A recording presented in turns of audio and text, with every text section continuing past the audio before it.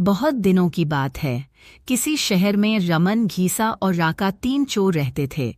तीनों को थोड़ा थोड़ा विद्या का ज्ञान था।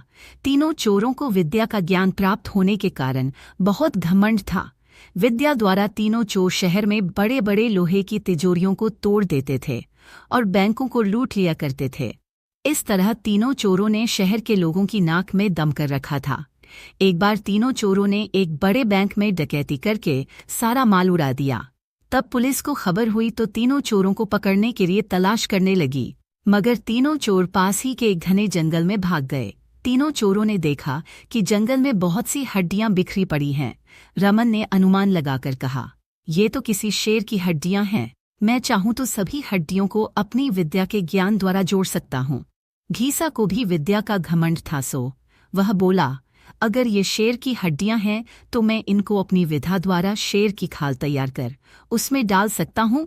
रमन और घीसा की बात सुनकर राका का भी घमंड उमड़ पड़ा और उसने कहा, तुम दोनों इतना काम कर सकते हो तो मैं भी अपनी विद्या द्वारा इसमें प्राण डाल सकता हूँ। तीनों चोर अपनी विद्या का प्रयोग करने लगे। कुछ देर बाद रमन ने सारी हड्डियों को जोड़ दिया और घीसा ने शेर की हुबेहूब खाल तैयार कर ली। ये देखकर राका को भी घमंड आया और बोला, मैं भी मेरी विद्या द्वारा इसमें जान फूंक देता हूँ। और उसने शेर में जान डाल दी।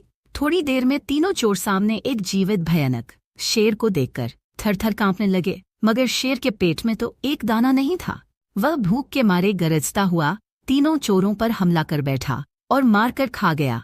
शेर मस्त होकर घने जंगल की ओर चल दिया।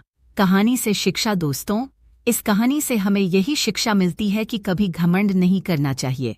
घमंडी को हमेशा दुख का ही सामना करना पड़ता है।